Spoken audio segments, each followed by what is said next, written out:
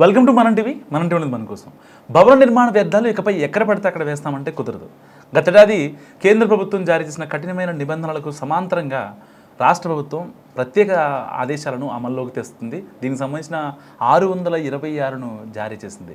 So ఇప్పటికే హైదరాబాద్లో భవన నిర్మాణ వ్యర్థాలు అక్రమ రవాణాపై తెలంగాణ ప్రభుత్వం సీరియస్ అయింది. కోర్ అర్బన్ రీజన్ పరిధిలోని భవన నిర్మాణ కూల్చివేతల వ్యర్థాలను ఖాళీ స్థలాలు, రోడ్ల పక్కన, నాలాలు, చెరువుల్లో అక్రమంగా వేయడంపై కఠిన చర్యలు ఉంటాయని రాష్ట్ర ప్రభుత్వం జీవో జారీ చేసింది. భవన నిర్మాణ లేదా కూల్చివేతల ప్లాన్ అనుమతుల సమయంలోనే వ్యర్థాల నిర్వహణ, వినియోగ ప్రణాళికను సమర్పించడం తప్పనిసరి చేస్తున్నట్లు ఆదేశాల్లో పేర్కొంది. లేని పక్షంలో ఆక్యుపెన్సీ సర్టిఫికేట్ నిలిపివేయనున్నట్టు తెలిపింది. నిబంధనల ప్రకారం వ్యర్థాలను రీసైక్లింగ్ కేంద్రాలకు తరలించకపోతే సదరు భవనాలకు ఆక్యుపెన్సీ సర్టిఫికేట్ జారీని నిలిపివేయనున్నట్లు కూడా ప్రభుత్వం చేపట్టున్న పనుల్లో రీసైకిల్డ్ మెటీరియల్ను కనీసం 10% వినియోగించాలన్న నిబంధనలను తప్పనిసరి చేస్తూ సర్కార్ జీవో స్పష్టం చేసింది. సర్కారు పనులు జరిగే స్థలం నుంచి వ్యర్థాలను పూర్తిగా తొలగించి వాటిని సమర్పించిన C&D ప్లాంట్ నుంచి డిస్పోజల్ సర్టిఫికేట్ సమర్పించే వరకు కాంట్రాక్టర్ల బిల్లులు నిలిపివేయనున్నట్టు కూడా ప్రభుత్వం పేర్కొంది. రోడ్డు కటింగ్ నిబంధనలను మరింత కఠినతరం చేస్తున్నట్టు కూడా వెల్లడించింది.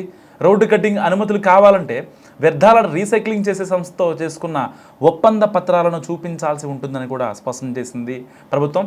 సో ఈ నిబంధనలు ఉల్లంఘించే వారి నుంచి భారీ జరిమానాలు, వాహనాలు సీజ్, అనుమతులు రద్దు చేయడం, బ్లాక్ లిస్టులో పెట్టడం వంటి చర్యలు ఉంటాయని కూడా ప్రభుత్వం స్పష్టం చేసింది. సో వీటిపై అవసరమైతే పోలీసుల సహాయంతో చట్టపరమైన కేసులు కూడా నమోదు చేయనట్లు ప్రభుత్వం హెచ్చరించింది. అంతేకాక అధికారిక రీసైక్లింగ్ కేంద్రాలను కూడా సర్కార్ ప్రకటించింది. వాటిలో శంషాబాద్, తూమ్కుంట, జీడిమెట్ల, ఫతుల్లాగూడలోని అధికారిక ప్లాంట్లకు మాత్రమే ఈ వ్యర్థాలను తరలించాల్సి ఉంటుంది. సో ఈ ఆదేశాలు గత ఏప్రిల్ 1వ తేదీ నుంచి అమల్లోకి వచ్చాయి. ఇప్పటికే జయేష్ రంజన్ తన ఉత్తర్వుల్లో కూడా పేర్కొన్నారు. సో కోర్ అర్బన్ రీజియన్ ప్రజలకు మరింత మెరుగైన సేవలు అందించేందుకు వీలుగా ప్రభుత్వం QR1 కామన్ బిల్లింగ్ విధానాన్ని అందుబాటులోకి తెచ్చింది.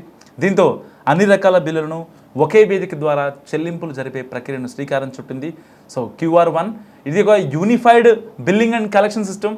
సో సరికొత్త డిజిటల్ విధానాన్ని తీసుకొస్తూ మెట్రోపాలిటన్ ప్రాంతం, ఇటు పట్టణాభివృద్ధి శాఖ ఉత్తర్వులు జారీ చేసింది.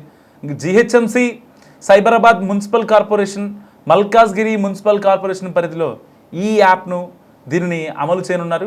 సో ప్రజలు ఇకపై వివిధ ప్రభుత్వ విభాగాల చెల్లింపుల కోసం వేర్వేరు పోర్టల్స్ వాడాల్సిన అవసరం లేదని, ఆస్తి పన్ను, విద్యుత్ బిల్లులు, తాగునీటి సరఫరా, డ్రైనేజ్ ఛార్జీలు, ట్రాఫిక్ చలాలను ఈ QR1 యాప్తో చెల్లించవచ్చని సర్కార్ తెలిపింది. సో ఈ ఉత్తర్వులు జారీ అయిన 3 నెలల్లో వివిధ ప్రభుత్వ శాఖలు చెల్లింపులను స్వీకరించేందుకు వినియోగిస్తున్న పాత యాప్లను నిలిపేసి ఈ సరికొత్త ఉమ్మడి వ్యవస్థలోకి మారాల్సి ఉంటుందని ప్రభుత్వం సూచించింది. సో QR1 వెబ్సైట్ ప్లాట్ఫామ్ రూపకల్పన, ఇంకా భద్రతా బాధ్యతలను సెంటర్ ఫర్ గుడ్ గవర్నెన్స్ చూసుకున్నట్టు కూడా సర్కార్ స్పష్టం చేసింది.